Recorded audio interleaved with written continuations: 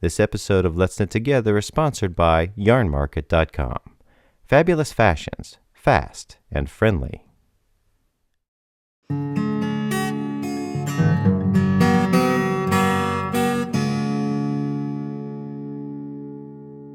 So tell us a little bit about yourself and how did you get started in this whole knitting world? It was a total accident. I was a student and I was like 18 and I got into knitting. I did a lot of dressmaking in high school. And then I went to university and my dorm room was like 8 foot square, 8 by 8 feet. And I was cutting out fabric on my bed, which is a really bad idea because, you cut the sheets up. And I was like, maybe I can do something that's a little more portable, and I had all these new friends and I wanted to hang out with my friends, and so I bought yarn and I could only buy it from the sale bin in like one ball of yarn, and I had like one hat pattern, and I knit hats for a year and they were all different, and I couldn't afford to buy patterns. I had no money and I couldn't really read them. I'm not very good at following directions, so it was easier to make things up. I guess in like about 5 years ago I found knitty.com. And I found it, and I was like, it's this cute little website. They have knitting patterns, yay! And I thought like maybe two other people had found it in the world. And they had a submissions page. And I was like, I could do that. So I was like, I'm going to design a sweater. And I did, and I submitted it. And in the fall, Knitty put my pattern on the cover. And I was like, there's like 10,000 people going to my website. Maybe this magazine is kind of a big deal. And I just thought it was this little thing someone did as a hobby. And then, I was like, I guess I was in my second year of university then, and I started putting patterns up online and selling them, and I never got a real job when I graduated. This just took over. And What did you major in while you were there? English literature. Did you intend to do something with that? Not really. I thought I might. I started off like studying film, and I made documentaries about like anti-war protests and stuff, and then I was like, I'm going to write, and I'll be a critic, and I studied English literature, and knitting took over. Seems like it. How young were you when you learned how to knit? I learned when I was about 6, but I hated it. I did a lot of other crafts, and I did a lot of sewing, and for years I thought knitting was crazy, because you could go to the fabric store and do way less work, but I got it eventually. Two of my favorite patterns that I've actually done, this one Ishbel? I'm wearing, is Ishbel. The beads are beautiful. Yeah, they keep. It's on the yarn. Are the beads on the yarn? It's on the yarn. Yeah. That's easy. That's fun. I also did the Gretel hat, which also seems very popular. It is, yeah, and it was one of my earlier patterns, and I was like, it was kind of the first pattern that was like, I could do this as I could actually make a living doing this. What is your approach to designing? How do you just sort of take something and come up with that idea? I don't know. It kind of happens. Usually, it's kind of a combination between I have an idea of a stitch out pattern I want to use or a detail and the kind of overall shape I want. I try and knit everything myself the first time because there's always things I want to change and everything. I try and make everything interesting to knit.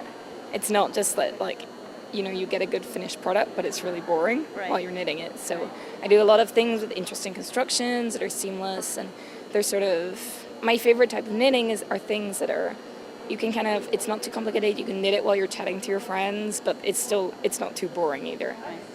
I do all of the grading for the sizes before I start. So I work from spreadsheets. I don't write the pattern until afterwards, but I'm working from a crazy spreadsheet with all the numbers in it.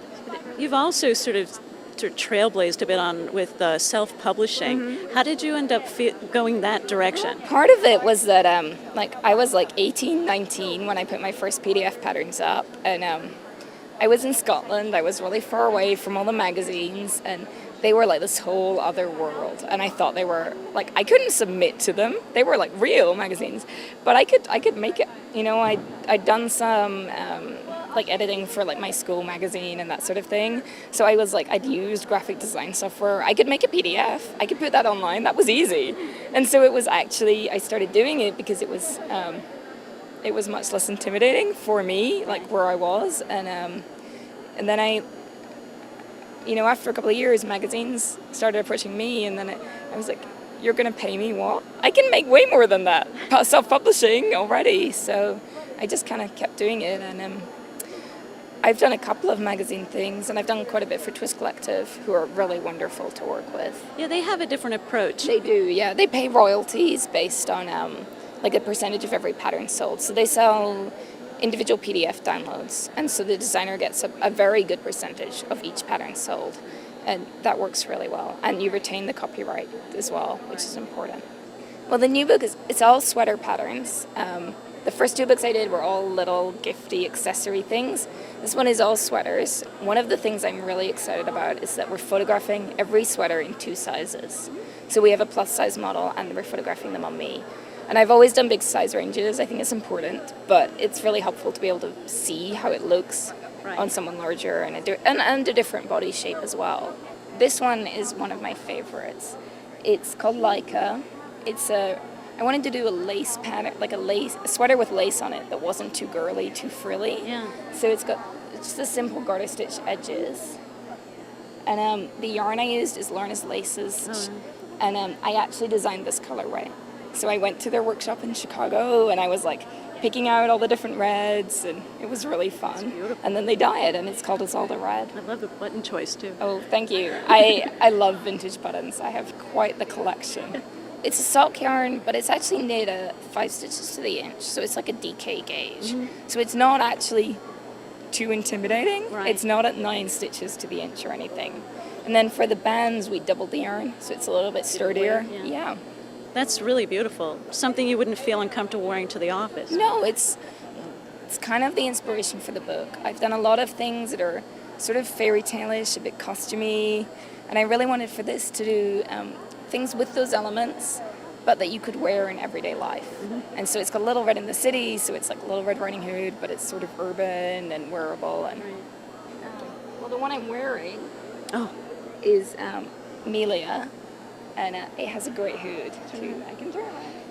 And the hood is That's adorable. And so for this one, I was like, I want to knit like a fairy tale cape. But where do you wear a fairy tale cape?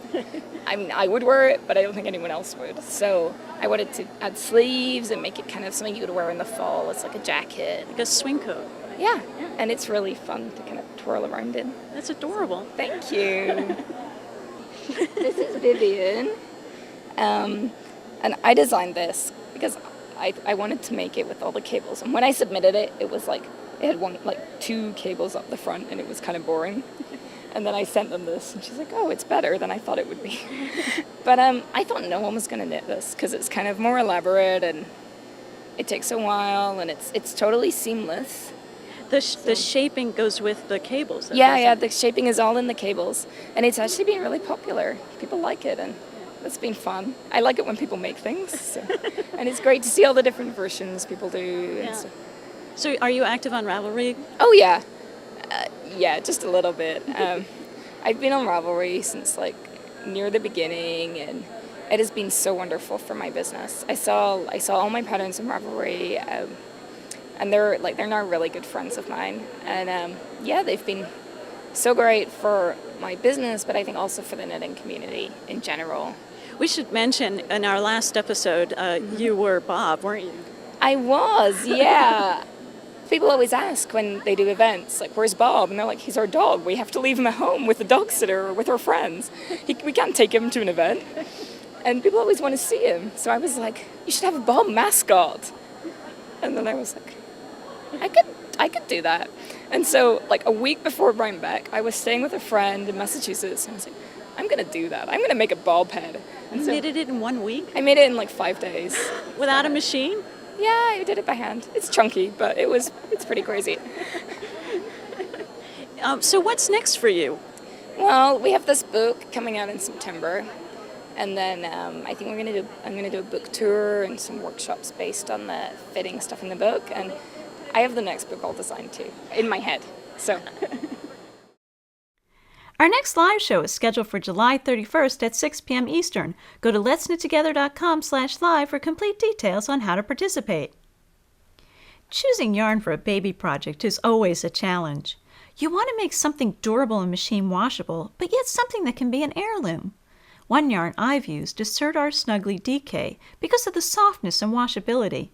I made this adorable sweater for my niece with it. Yarnmarket.com now has Sirdar Snuggly Baby Crofter DK, a new Snuggly DK yarn with variegated colorways that are perfect for more adventurous baby projects that go beyond solid colors. So check out Yarnmarket.com for this and other great baby yarns. Check out the Let's Knit Together group on Ravelry. Just click the Ravelry button on the sidebar of our website and join the discussion.